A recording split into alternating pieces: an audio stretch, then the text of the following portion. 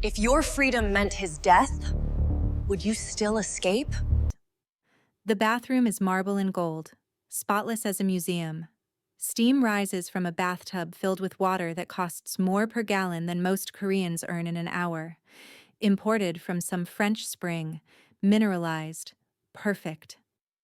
Mrs. Yoona Kim sits on the edge of that tub, designer nightgown clinging to her frame, her other hand gripping the porcelain so hard her knuckles have gone white. The razor blade catches the light. Just one cut. Just one moment of courage. Then it would all be over. She's done this 7 times before. 7 times she's sat in this exact spot, blade in hand, trying to find the will. 7 times she's failed. They say some prisons don't have bars. Some prisons have marble floors, crystal chandeliers, and guards who smile while they watch you. Some prisons give you everything except the one thing that matters: the key to walk out the door. A knock on the bathroom door shatters the moment. "Mrs. Kim?"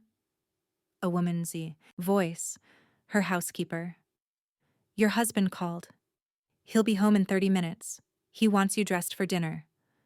Yuna's hand trembles violently. The blade slips, clatters into the sink. "Of course," she calls out, her voice perfectly steady, years of practice making the lie effortless.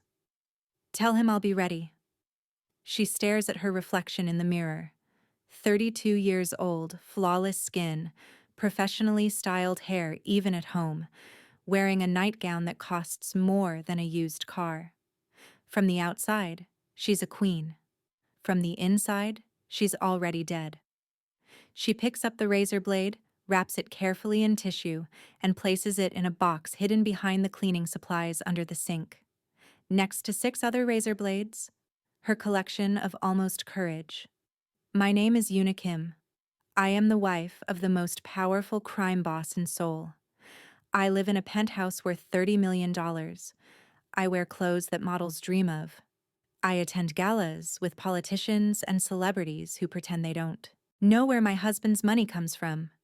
She walks through the penthouse, and now we see the truth beneath the beauty. Security cameras in every corner, their red lights blinking like predatory eyes. Reinforced doors that lock from the outside. Windows made of bulletproof glass that won't open more than 3 inches. Panic buttons on every wall. Not to protect her from intruders, but to summon guards if she tries to leave. And every single day I wake up and wonder, will today be the day I find the courage to die? Or will today be the day I find something even harder, the courage to live? She stops at the floor-to-ceiling window overlooking the Han River. Below, the city pulses with life. People coming home from work. Couples walking hand in hand. Teenagers laughing outside convenience stores. Normal people living normal lives. She places her palm against the glass. On the street 40 floors below, a young woman her age laughs at something on her phone, completely free. Wade completely unaware of how precious that freedom is. Yuna's phone buzzes.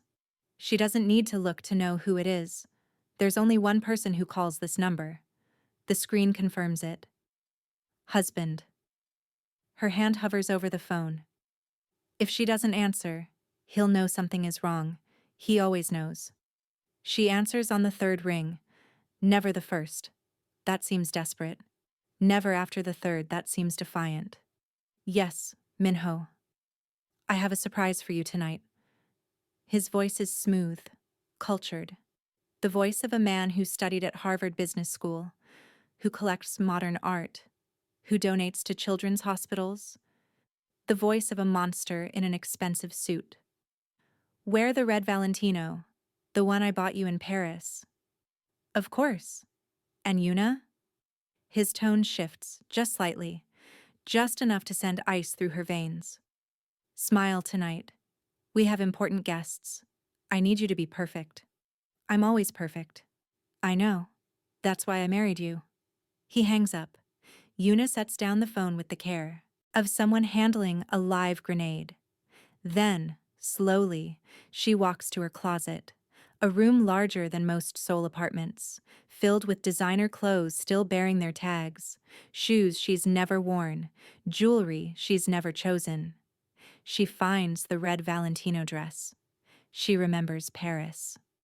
The trip had been beautiful.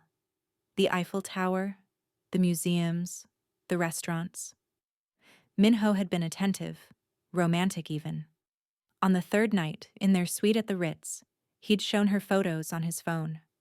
A woman's body, bloated from weeks in the Seine. "This is what happens," he'd said calmly, "when my wife forgets who she belongs to. The last woman who tried to leave me learned that lesson. I'd hate for you to need the same education." Then he'd kissed her forehead and ordered room service. She bought the red Valentino dress the next day, smiled through the rest of the trip, and never spoke of Paris again. Now, as she holds that dress, her phone buzzes with a text from an unknown number. "Tuesday night, 11 p.m. I can help you. Trust me. A friend." Eunice stares at the message, her heart hammering so loud she's sure the cameras can hear it. It could be a test. Minho tests her constantly. Fake escape opportunities, planted rescuers, elaborate schemes to prove her loyalty. Or it could be real. She has 10 seconds to decide before the phone automatically reports the message to security, a feature Minho installed for her protection. Her thumb hovers over delete. Then, something shifts. Maybe it's the razor blade sitting in the box under the bathroom sink. Maybe it's the woman laughing on the street below. Maybe it's 7 failed attempts to die finally transforming into one desperate attempt to live. She screenshots the message, deletes it from her phone, and hides the screenshot in a folder labeled Shopping Lists. I don't know who sent that message. I don't know if it's real or another one of my husband's games. But I know one thing, I'm done collecting. Razor blades. If I'm going to die, it won't be by my own hand. And if I'm going to live, truly live, then I need to risk everything. She puts on the red Valentino dress. She applies her makeup flawlessly. She becomes, once again, the perfect wife. But underneath the perfection, for the first time in years, something dangerous is growing. Hope. Do you think she'll escape? Or is this just another beautiful cage with a different lock?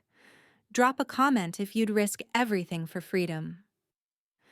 The next morning, dawn breaks over a modest apartment in Itaewon. Daniel Park wakes to his alarm, a former military man's habit, up before the sun.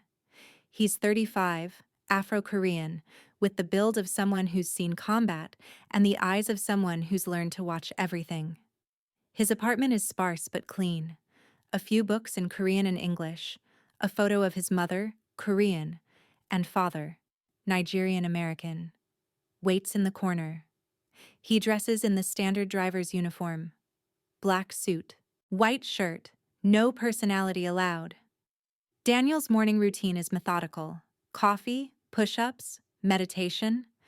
The meditation is new, something he picked up after leaving military service 5 years ago. It's supposed to help with the nightmares. Sometimes it works. His phone buzzes. Pick up Mrs. Kim at 9 a.m., shopping in Cheongdam-dong. Daniel has been the Kim family's driver for 8 months, long enough to understand the structure, short enough that they don't fully trust him yet. Which is exactly how he likes it. He was recruited specifically because of his background, former military intelligence, specializing in close protection. What the Kim organization doesn't know is that Daniel didn't just stumble into this job. He sought it out. 3 years ago, a Mafia operation Daniel's old unit was investigating went wrong. People died. Good people. The trail led back to the Kim organization, but the case was buried under layers of corruption and intimidation. Daniel isn't here for revenge. Not exactly. He's here for the truth. And maybe, if he's honest with himself, for redemption. At precisely 8:45 a.m., Daniel pulls the black Mercedes sedan up to the Kim penthouse. 2 guards wave him through the gate. He's been cleared, vetted, his entire life story fabricated by his former intelligence contacts. Yuna emerges at 9 exactly, flanked by a bodyguard. She slides into the back seat without acknowledging Daniel, as she always does. The bodyguard, a thick-necked man named Chang, sits in the passenger seat scrolling through his phone. Cheongdam-dong, Yuna says quietly. The usual boutiques? Yes, Mrs. Kim. In the rear-view mirror, Daniel catches her reflection. She's staring out the window, but her jaw is tight, her hands clasped too tightly in her lap. Over the past few months, he's learned to read her micro-expressions. Today, something's wrong. They drive through Seoul's traffic in silence. Chang makes a phone call, speaking in low tones about shipments and the Busan warehouse. Daniel files away every detail, his trained memory recording everything. At a stoplight in Gangnam, Daniel's eyes meet Yuna's in the rearview mirror. Just for a second. But in that second, something passes between them. A recognition, perhaps. A shared understanding of what it means to be trapped. She looks away first. The shopping trip is routine. Luxury boutiques where Yuna is treated like royalty, Chang trailing behind her like a shadow, Daniel waiting with the car. But when they return, Daniel notices something he's never seen before. As Yuna settles into the back seat, she deliberately places her designer handbag on the seat between them. Her hand lingers on it for a moment, pressing down on something inside. Then she looks directly at Daniel in the mirror, holds his gaze for 3 full seconds, before looking away. Daniel's pulse quickens, but his face remains impassive. Professional. Bored, even. They drive back to the penthouse. Chang gets out. First, checking the perimeter out of habit. When he opens Yuna's door, she exits gracefully, leaving the handbag behind. Mrs. Kim, your bag, Daniel says. Oh. She turns back, but there's something deliberate in her movements. How careless of me. Daniel, could you bring it up? Chang needs to make a call. Chang scowls but waves Daniel ahead. Make it quick. Daniel carries the handbag to the penthouse elevator, his heart hammering. In the elevator, alone for 30 seconds, he opens the bag. Inside, beneath a silk scarf, is a folded piece of paper. He palms it, closes the bag, and delivers it to the housekeeper at the door. Back in the car, parked in the underground garage, Daniel unfolds the note. The handwriting is elegant, controlled. If I stay, I die. If I leave, I'm never free. But I have to try. Please, if you have any humanity left, help me. Tuesday night, 11 p.m. I'll be ready. Why? Daniel sits in the silence of the garage, the note burning in his hand. Tuesday is 3 days away. 3 days to decide if he's willing to risk everything, his cover, his investigation, possibly his life, for a woman he barely knows. He thinks of his mother who died when he was 10. She'd been trapped too, in her own way. Trapped in a marriage to a man who loved the bottle more than his family. She'd never escaped. Daniel carefully burns the note with his lighter, watching the paper curl and blacken. Then he makes his decision. He's going to help her. Sunday morning. Daniel starts gathering intelligence. He has 3 days to plan an escape route that won't get them both killed. The Kim organization has eyes everywhere. CCTV networks, paid informants, corrupt police officers. Moving against them requires precision. He begins by mapping the patterns. Using his access as the driver, he catalogs the security rotations, the blind spots in the camera coverage, the times when the guards change shifts. He notes which roads have traffic cameras, which alleys stay dark, which buildings have back exits. That afternoon, he drives Yuna to a family lunch at her in-laws' estate in Seongbuk-dong. The estate is a traditional hanok, beautiful and oppressive, surrounded by high walls and armed security. Daniel waits in the servants' area, listening to the driver's gossip. Mr. Kim's been stressed about the Busan situation, one says. I heard the Yakuza are pushing back on the territory agreement, another adds. Bad time for any disruptions? Daniel files it all away. When Yuna emerges 3 hours later, she looks drained, her makeup unable to hide the redness around her eyes. She's been crying. In the car, she speaks for the first time since the note. Daniel. Yes, Mrs. Kim? Do you believe in second chances? Chang is on a phone call, distracted. Daniel meets her eyes in the mirror. I believe people deserve the freedom to choose their own path. Even if choosing means losing everything? Especially then. A small smile touches her lips. Sad, but genuine. It's the first time he's seen her really smile. Monday evening. Daniel makes contact with an old military friend, James, who now works private security. They meet at a pojangmacha, a street food tent, where conversations disappear into the noise of sizzling meat and soju-fueled laughter. I need a safe house, Daniel says quietly. No questions, no records. Can you help? James studies him. This about the Kim job? Can't say. That's what I thought. James sighs. There's a place in Bushin, old warehouse district, mostly abandoned. Building 7, 3rd floor. Keys under the fire extinguisher. It's off-grid. No cameras, no landlord. My uncle owns it, uses it for storage sometimes. How long can I use it? As long as you need. But Daniel. James leans in. Whatever you're planning, the Kims don't forgive. You help someone escape that life, they'll hunt you both to the ends of the earth. I know. Do you really? James pushes a key across the table. Because knowing and living with it are two different things. Daniel pockets the key. Thanks, brother. That night he drives to Bushin, scouts the safe house.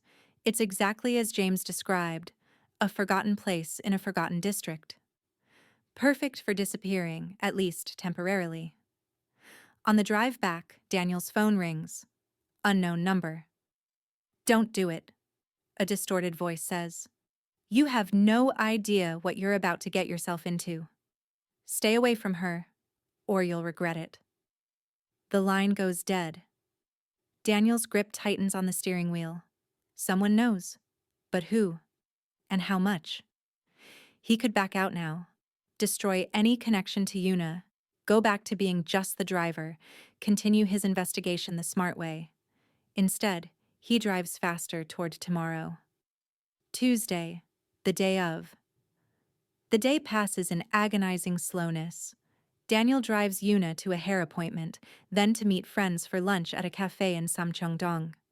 She's playing her role perfectly, the content Mafia wife, laughing, at the right moments, ordering expensive wine, discussing the upcoming charity gala. But Daniel sees the signs, the way she touches her necklace repeatedly, a self-soothing gesture. The way she excuses herself to the bathroom 3 times, probably fighting panic. The way she barely touches her food. At 4 p.m., Minho Kim himself calls Daniel directly. I need you to pick up a package from Incheon at 10 p.m. tonight, he says. His voice is smooth, cultured, the voice of a man who went to Harvard and built an empire. Bring it directly to my office at the Gangnam headquarters. Daniel's mind races. 10 p.m. puts him nowhere near the penthouse at 11 p.m. Yes, sir, I'll be there. He hangs up and immediately calls the garage manager. My mother's in the hospital. Emergency. I need someone to cover the Incheon pickup. Daniel, Mr. Kim specifically requested. Then tell him I'm sorry, but my mother's dying. He can fire me tomorrow if he wants. There's a pause. Fine. I'll send Jae-sung. 1. Obstacle cleared. A dozen more remain. At 8 p.m., Daniel parks at his usual spot outside the Kim penthouse. Chang is there, scrolling through his phone as always. The night shift guard arrives at 8:30 p.m. Daniel notes the exchange. The guards talk for exactly 3 minutes before the day shift leaves. In those 3 minutes, they're both distracted. That's the window. At 10 p.m., Daniel gets out to stretch his legs, a routine the guards are used to. He walks to the corner store, buys a coffee, times the walk. 6 minutes there, 6 minutes back. 11 p.m. approaches like a countdown to detonation. At 10:55 p.m., Daniel texts a burner phone number Yuna had slipped him yesterday. Ready? The reply comes instantly. Yes. At exactly 11 p.m., the guard shift change begins. Daniel sees Chang answer his phone. Someone calling him away, possibly Yuna's doing. Chang curses, tells the incoming guard to watch the door, and stalks toward the building's east entrance. Now, Daniel moves to the service entrance he'd scouted. Yuna emerges from the shadows, dressed in black jeans and a hoodie, a backpack over her shoulder.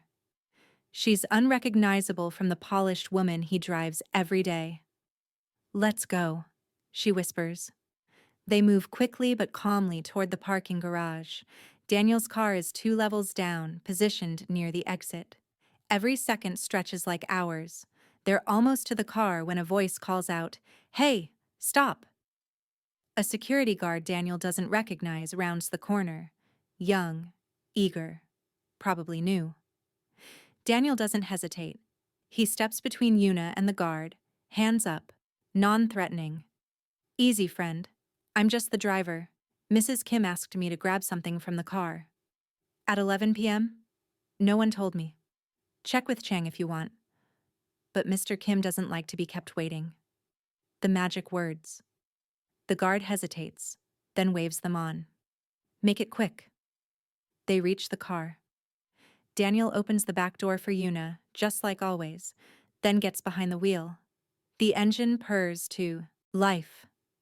He drives toward the exit at normal speed, heart hammering, waiting for alarms, for gunshots, for the plan to collapse. They clear the gate. They're on the street. They're free. In the rearview mirror, Daniel watches Yuna cover her face with her hands, shoulders shaking with silent sobs. Relief, terror, disbelief all at once. "Where are we going?" she asks, voice trembling. "Somewhere safe, for tonight at least. They'll find us." "I know, but tonight, we have a head start." As they drive through Seoul's neon-lit streets, neither of them speaks. The radio plays soft jazz, incongruous with the magnitude of what they've just done. Yuna has escaped the cage. Now the real danger begins. They arrive at the Buchan warehouse at 12:30 a.m. The district is industrial, dark, mostly abandoned at this hour. Perfect. Daniel parks in an alley beside Building 7, grabs Yuna's backpack and a bag he'd stashed earlier. Supplies, clothes, cash. They climb the stairs in silence, every creak of metal echoing like a gunshot. The third-floor apartment is Spartan. A mattress on the floor, a table, 2 chairs, a small bathroom, a kitchenette with instant noodles and water. A single window looks out over the warehouse district. Yuna sets down her backpack and finally, truly looks at Daniel. "Why are you doing this?" It's the question he's been avoiding asking himself. "Because 3 years ago, I was part of an operation that should have brought down your husband's organization. It failed. People died.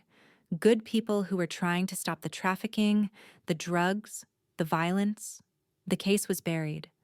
Since then, I've been trying to find another way. So I'm just useful to you? Information?" "No." He meets her eyes. "At first, maybe that's what I told myself. But then I saw how you lived. I saw the fear. I saw someone who deserved better than to be a prisoner in her own life. I couldn't walk away from that." Yuna nods slowly, processing. "My husband will kill you for this. He'll have to find me first. He always finds everyone. Then we'll deal with that when it comes." She laughs, a sharp, almost hysterical sound. "You're either very brave or very stupid. Probably both." For the first time since the escape, some of the tension leaves her shoulders. She sits on the mattress, pulls her knees to her chest. "I've been planning to leave for 2 years. Every time I got close, I'd think about what he'd do if he caught me. The last woman who tried to leave him. They found her body in the Han River 3 months later. Daniel sits in the chair across from her, maintaining distance, keeping it professional even as the walls of normal propriety crumble around them. How did you end up married to him? Yuna is quiet for a long moment. When she speaks, her voice is distant, remembering. I was 22. My father owned a shipping company, legitimate business, or so I thought. Minho was 30, charming, Harvard-educated, heir to what I believed was a successful import-export business. We met at a corporate event. He courted me properly, met my family, proposed with a ring worth more than my father's house. She pauses, staring at her hands. I was so naive. I didn't see the truth until after the wedding. The business dinners with dangerous men, the guards, the way people feared him. By the time I understood what I'd married into, my father's company had been absorbed into Minho's empire. My family was in too deep to help me. I was trapped. No kids? Thank God, no. Minho wanted heirs, but I made sure that didn't happen. I couldn't bring a child into that life. Her voice breaks slightly. It's the one choice I still controlled. Daniel absorbs this, understanding the layers of her captivity. What happened to your father? Heart attack. 3 years ago. Stress, they said. I think it was guilt. They sit in silence. Outside, a dog barks. A truck rumbles past. We should sleep, Daniel finally says. Tomorrow, we need to figure out next steps. Getting out of Seoul. Maybe out of Korea entirely. They have people everywhere. The organization. It's not just Korea. Japan, China, Southeast Asia, even America. Minho has connections with the Yakuza, the triads, Russian mobs. There's nowhere I can go that he won't eventually find me. Then we make you disappear so completely that even they can't find you. Is that possible? I have contacts, people who specialize in new identities, relocations. It won't be easy, and it won't be cheap. But it's possible. Yuna studies him in the dim light. You're not what I expected. What did you expect? Someone who'd demand something in return. Money, information, something. I told you why I'm helping. Justice for your friends? Partly, but also, he hesitates, then decides on honesty. My mother was trapped too. Different circumstances, but trapped nonetheless. I was too young to help her. Maybe this is me trying to make up for that. Understanding passes. Between them, the kind that only comes from shared pain. Thank you, Daniel, Yuna says quietly, for giving me a chance. Don't thank me yet. We have a long way to go. They settle into an uncomfortable sleep. Yuna on the mattress, Daniel in the chair by the window keeping watch. Despite his exhaustion, he can't let his guard down. Somewhere out there, Min-ho Kim is discovering his wife is gone. The hunt has already begun. Daniel wakes to his phone vibrating at 6 a.m. A text from an unknown number. Yuljiro Cafe. 8 a.m. Come alone. I can help. S. He stares at the message, every instinct screaming trap. But the signature, S, could only mean one person. Yuna had mentioned her younger sister Soo-jin once in passing. They weren't close, she'd said. Complicated relationship. He wakes Yuna, shows her the message. Her face drains of color. Soo-jin. You think it's really her? That's her old phone number. I recognize it. Yuna sits up, runs her hands through her hair. But I don't understand. We haven't spoken in almost a year. How would she even know? Maybe she heard through family channels that you're missing. Maybe. But Yuna doesn't sound convinced. I should go, Daniel says. If it's legitimate, we might need her help. If it's a trap, better me than both of us. Daniel, if Min-ho got to her, then I'll know soon enough. At 7:45 a.m., Daniel arrives at the Yulji Row Cafe, a trendy spot popular with young professionals. He scans for threats, exits, cameras, suspicious figures. Everything seems normal. Sujin sits in a corner booth, nursing an Americano. She's 28, beautiful in a harder way than Yuna. Sharper features, calculating eyes, designer clothes that signal ambition. She spots Daniel, waves him over. "You must be the driver," she says as he sits. No handshake, no pleasantries. "Daniel Park, right? Former military intelligence recruited by my brother-in-law 8 months ago, currently committing career suicide by helping my sister escape." Daniel keeps his expression neutral. "You're well informed." "I make it my business to be." She slides a manila folder across the table. Min-ho knows she's gone. He's unhappy. The entire organization is searching for Yuna. He's put out the word to all his contacts. Find her. Bring her back unharmed. Find you. No such restriction. Why tell me this? Because despite what Yuna might have told you, I'm not my sister's enemy. We've had our differences, but I don't want her dead. Daniel opens the folder. Inside are photos, surveillance images of Yuna and Daniel from last night, the escape route they took, the Mercedes parked outside the Buchan warehouse. His blood runs cold. "You've been followed since you left Gangnam," Sujin says calmly. "Min-ho's men are watching that warehouse right now. They're waiting for reinforcements before they move in. You have maybe 2 hours. Why help us?" Sujin's smile doesn't reach her eyes. "Let's just say I have my own reasons for wanting Yuna out of Min-ho's grasp, but I need something in return. There it is. The catch." "What?" "Information. My sister knows things. Account numbers, safe house locations, the names of Min-ho's offshore partners. I want those names." "So you can what? Take over his empire?" "So I can protect myself. Min-ho's organization is imploding. The Busan deal went bad. Did you know that? The Yakuza are demanding their territory back, and Min-ho's lieutenants are starting to fracture. When an empire falls, the debris kills indiscriminately. I need insurance." Daniel processes this. "And if Yuna won't give you the information?" Sujin's eyes harden. "Then you're both on your own. Min-ho's men will find you, and Yuna will either go back to her cage or disappear permanently. Your choice." She stands, drops cash on the table for the coffee. "I'll be in touch. You have until noon to clear out of that warehouse. After that, I can't help you." She walks out, leaving Daniel with the folder of evidence that his careful escape plan was never as secret as he'd thought. He rushes back to Bucheon, taking a deliberately convoluted route, checking constantly for tails. The warehouse appears quiet, but Sujin's words echo. They're watching right now. He finds Yuna awake, pacing. "We need to move," he says, showing her the folder. "Your sister knows where we are. Min-ho knows where we are. We have maybe 2 hours?"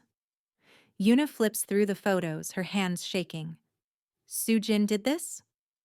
"She says she's trying to help, for a price." "What price?" "Information. Account numbers, names, locations. Leverage against Min-ho." Yuna closes the folder slowly. When she looks up, her expression is complicated. Hurt, anger, resignation. "My sister has always wanted what I have. When we were younger, she resented that I was the pretty one, the one our parents showed off. When I married Min-ho, she was furious that I'd won the prize. That's what she called it. She had no idea what kind of prize it really was. Will you give her what she wants? I don't have a choice, do I? If she's telling the truth about Min-ho's men watching this place, we need her help to get out." They pack quickly. The few belongings they have, the cash, the documents. Daniel checks the perimeter from the window. At first, he sees nothing. Then, as his eyes adjust, he spots them. 2 men in a car parked 3 buildings over, another on a rooftop with binoculars. Soo-jin was right. They're surrounded. His phone buzzes. Service entrance, basement level, car waiting, keys under driver's seat. Move now. S. It's now or never, Daniel says. They descend through the back stairwell, every shadow a potential threat. The basement is dark, smells of oil and decay. A white Honda sedan sits exactly where Soo-jin said, keys under the seat. As Daniel starts the engine, his phone rings. Soo-jin. Head north on Highway 1. There's a rest stop at kilometer marker 47. I'll meet you there in 3 hours. Come alone. Just Yuna. Leave the driver if you want to live. That's not happening, Daniel says. Then you're both dead. Minho wants his wife back, and he wants you tortured for taking her. I'm offering you a way out. Take it or leave it. The line goes dead. They drive in tense silence. Yuna stares out the window, watching Seoul disappear behind them. She's going to betray us, Yuna finally says. That's what Soo-jin does. She'll get what she wants, then she'll hand us both over. Do you have another option? We run. We keep running until we find somewhere they can't reach. There is nowhere they can't reach. You said it yourself. This organization is global. Then what do you suggest? Daniel grips the steering wheel, thinking through the variables, the risks, the narrow path to survival. We go to the meeting, but we go prepared, and we don't give her anything until we're safe. And if she doesn't accept those terms, then we improvise. It's not much of a plan, but it's all they have. The rest stop at kilometer marker 47 is a typical highway facility, convenience store, bathrooms, parking area for trucks and cars. At 1 p.m. on a Wednesday, it's moderately busy. Enough witnesses to prevent violence, but not enough to guarantee safety. Soo-jin sits at an outdoor table, sunglasses on despite the overcast sky. She's alone, no visible security. Daniel parks far from her, scans the area. Stay in the car until I check it out.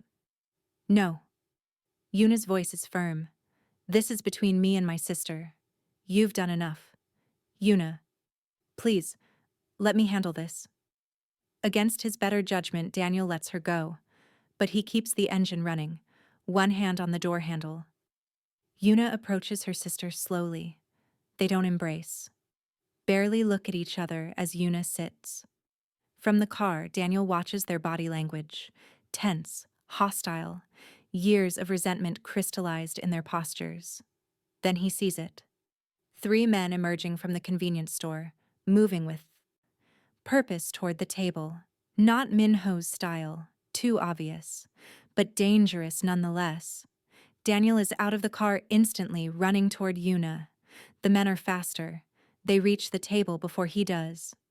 But they don't grab Yuna. They grab Soo-jin. What? Soo-jin struggles, genuinely shocked. I paid you. Change of plans, Miss Park, one says in accented Korean. Japanese, Yakuza. Understanding crashes over Daniel. This isn't Minho's play, it's someone else's. The organization is fracturing, just like Soo-jin said. Different factions making different moves. Soo-jin. Yuna stands, and one of the men shoves her back down. Stay out of this, Mrs. Kim. Our quarrel isn't with you. Yet. Daniel arrives, positions himself between them and Yuna. Let her go. The lead man sizes up Daniel, sees the military bearing, the controlled violence, the willingness to fight. This doesn't concern you, driver. I'm making it concern me. A standoff. Other people at the rest stop are noticing now, pulling out phones. The men curse in Japanese, drag Soo-jin toward a black van in the parking lot. Yuna grabs Daniel's arm. We should go, now. Your sister made her own choices, played her own games. This is her consequence. There's pain in Yuna's voice, but also resolve. She's right. They can't fight the Yakuza here, now. Not without getting killed. They return to the Honda, peel out of the rest stop, as the black van does the same in the opposite direction. What just happened? Daniel demands. Yuna's hands are shaking. Sujin was playing both sides. She's been feeding information to the Yakuza, probably trying to leverage Minho's problems to her advantage. But the Yakuza don't trust her either. They just took their insurance policy. Will they kill her? Not immediately. She's worth more alive. She can give them access to Minho's accounts, his safe houses. But eventually, Yuna closes her eyes. Yes. We have to help her. Why? She was going to hand us over. Was she? Daniel challenges. Or was she trying to navigate an impossible situation where everyone wants to use her, just like they want to use you? Yuna is silent for a long moment. I don't know anymore. I don't know who to trust. Trust me, Daniel says. We find out where they're taking your sister. We figure out how to help her. And then we end this. All of it.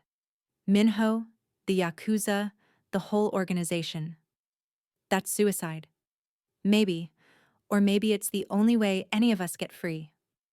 Eunice stares at him, and he sees the moment she decides, the moment she chooses to stop running and start fighting. Okay, she says, tell me what you need. I need to make a call. Daniel calls James from a burner phone.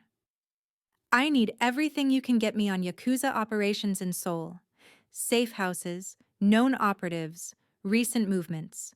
And I need it in 3 hours. Daniel, what the hell did you get into?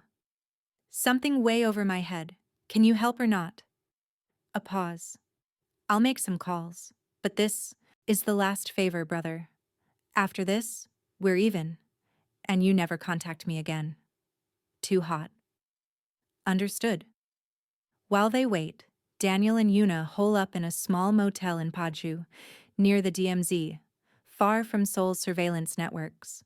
They spread out what little intelligence they have, maps, photos, the information Yuna can remember about Minho's organization.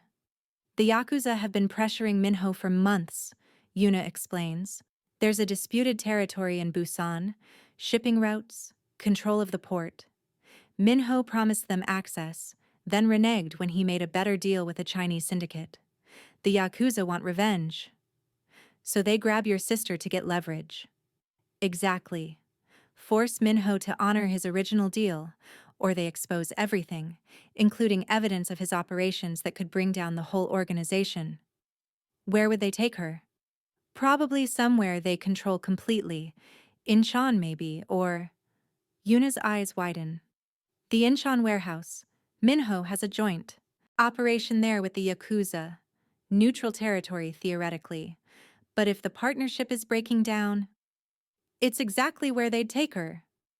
James calls back at 6 p.m. with a dossier. Locations, names, surveillance photos. The Incheon warehouse is on the list, recently showing unusual activity.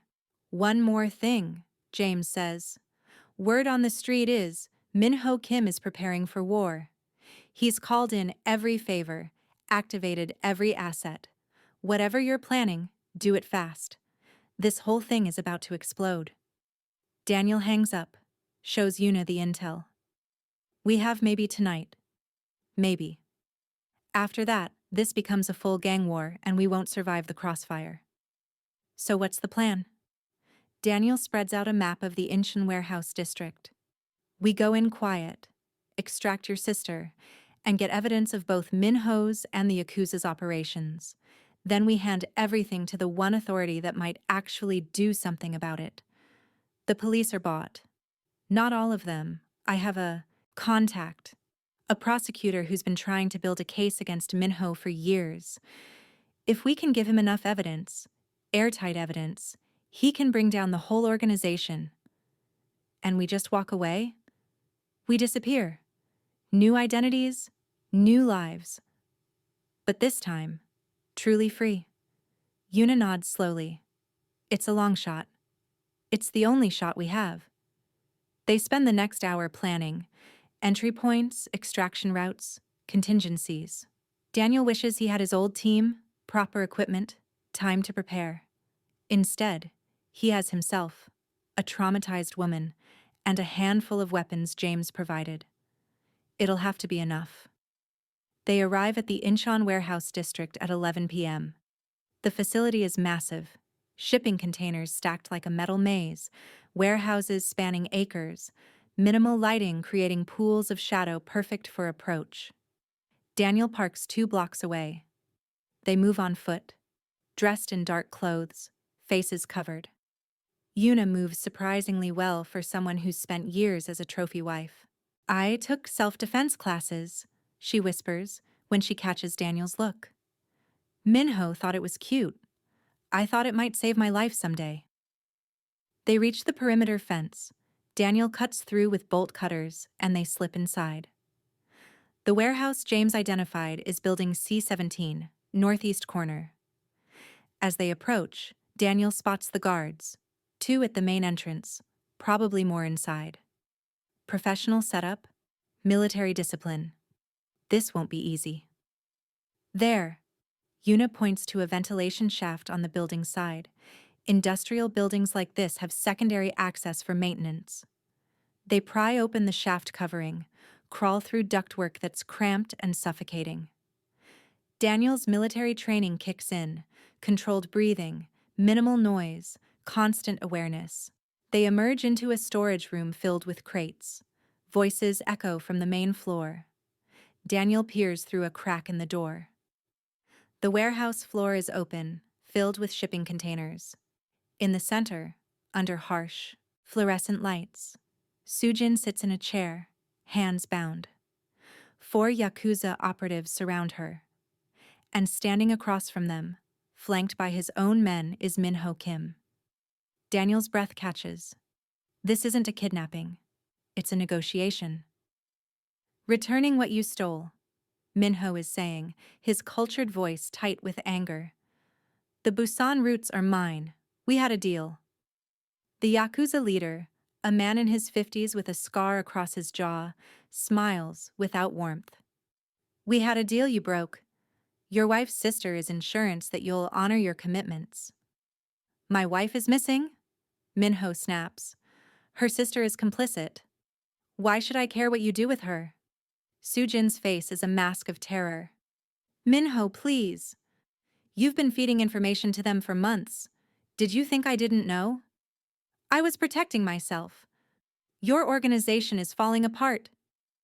Minho crosses to her in 2 strides, slaps her hard across the face. You protected nothing. You're a liability. To all of us. Beside, Daniel. Yuna inhales sharply, her fist clenched. The Yakuza leader intervenes. Enough. We didn't bring her here to watch you discipline family. We brought her here to make a deal. The Busan routes, full access, and 20% of your Incheon operations. In exchange, we return Miss Park and forget about your Chinese arrangement. And if I refuse? Then we expose everything to the authorities. Your money laundering, your trafficking operations, your corrupt officials. We have enough evidence to put you away for life, evidence your sister-in-law helpfully provided. A beat of silence. Then Minho laughs, cold and cruel. You think Korean authorities can touch me? I own half the prosecutors in Seoul.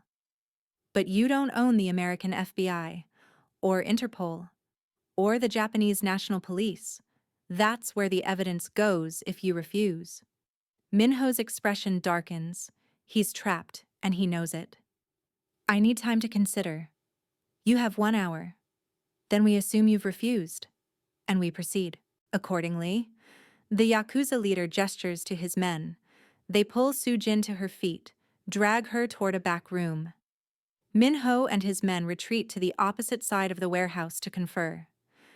This is our chance, Daniel whispers, while they're separated. How? We create chaos. Set off the fire alarm, cut the lights, use the confusion to grab your sister and get out. What about the evidence? We need proof to bring them down. Daniel thinks fast. Sujin said she gave the Yakuza evidence. If we can get her, we can get that too. They move quickly. Daniel locates the electrical panel, sets a timer on a small explosive charge James provided. Enough to kill the lights, but not enough to bring down the building. Then he finds the fire alarm system, prepares to trigger it manually. Ready? He asks Yuna. She nods, gripping a pipe wrench they found in the maintenance room. Not much of a weapon, but better than nothing. Daniel triggers the alarm. Sirens blare. Confusion erupts on the warehouse floor. 3 seconds later, the lights explode into darkness. Chaos. Daniel and Yuna move through the darkness using memory and training. Shouting fills the warehouse, both Korean and Japanese. Confusion and anger. Gunshots. Someone's firing blind, paranoia overriding discipline. They reach the back room where Soo-jin is held. The guard outside is gone, probably responding to the alarm. Daniel kicks in the door. Soo-jin is still tied to the chair, eyes wide with terror. Yuna! She can barely believe it. Shut up and move. Yuna cuts her bonds with a knife Daniel provided. They run back toward the maintenance shaft, but it's too late. Someone's spotted them. Flashlight beams cut through the darkness. Shouts in Japanese. This way! Daniel pulls them toward a different exit, a loading dock on the north side. They burst through the door into the night, but armed men are converging from all sides. They're trapped in a kill box. A black car screeches up, passenger door flying. Open. Get in! James shouts from the driver's seat. They don't question it. They dive into the car. James floors it, tires screaming, bullets sparking off metal as they race away from the warehouse. What are you doing here? Daniel gasps.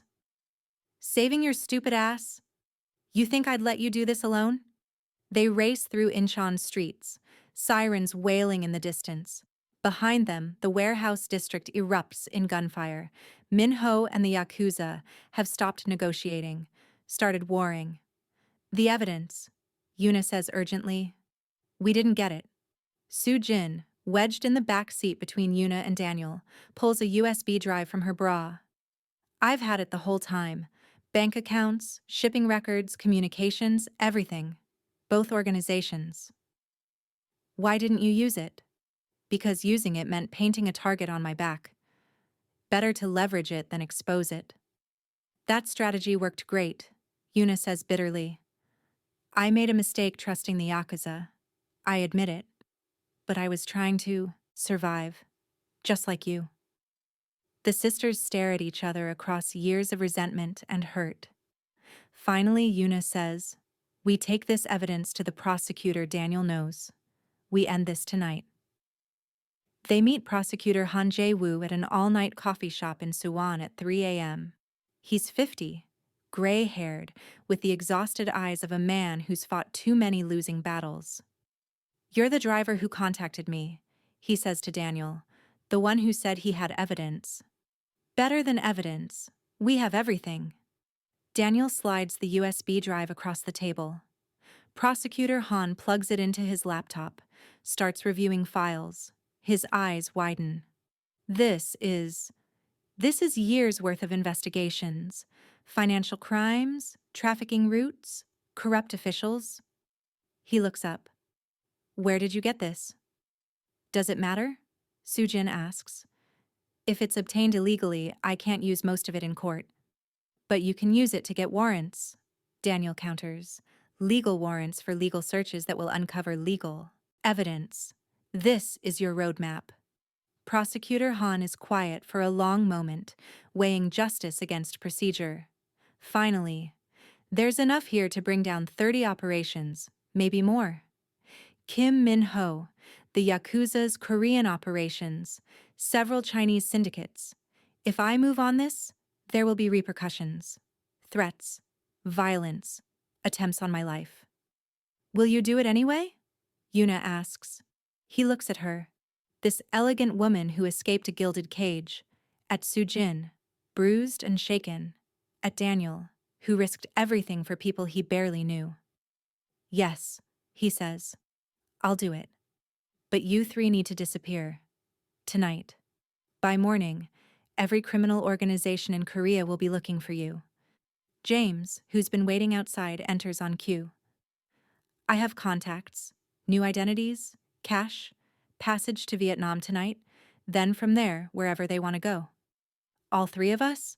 Sujin asks. All three, Daniel confirms. Yuna looks at her sister. Can we even be in the same country without killing each other? A ghost of a smile touches Sujin's lips. We could try. For a while at least. Then let's go. They leave Prosecutor Han with the evidence and a promise to testify remotely when trials begin. By 5 a.m., they're at a private airfield south of Seoul. A small plane waits on the tarmac. This is where I leave you, James says.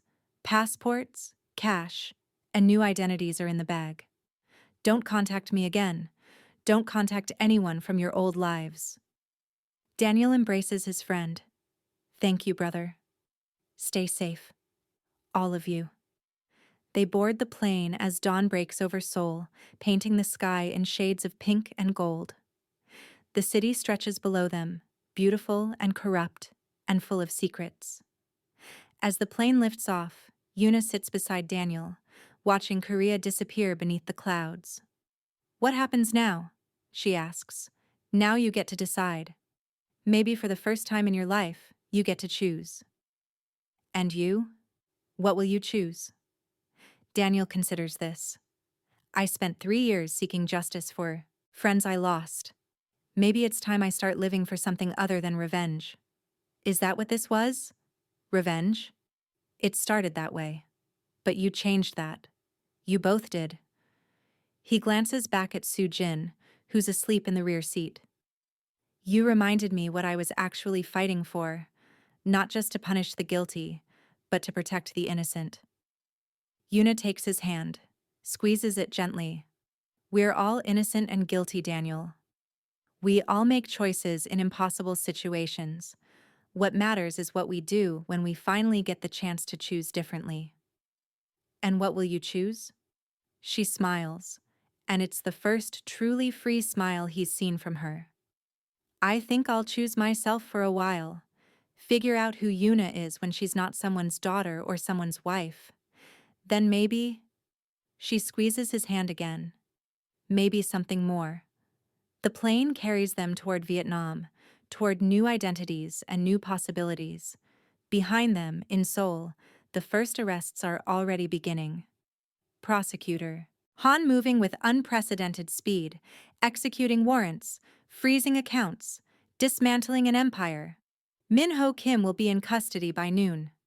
The Yakuza operations will be raided by evening, and 3 people who risked everything for freedom will disappear into new lives, carrying only what they've learned. That sometimes the cage is comfortable, but freedom, real freedom, is worth any sacrifice. As the plane crosses the coast, leaving Korea behind, Daniel closes his eyes and sleeps without nightmares for the first time in years. The war is over. The healing can begin.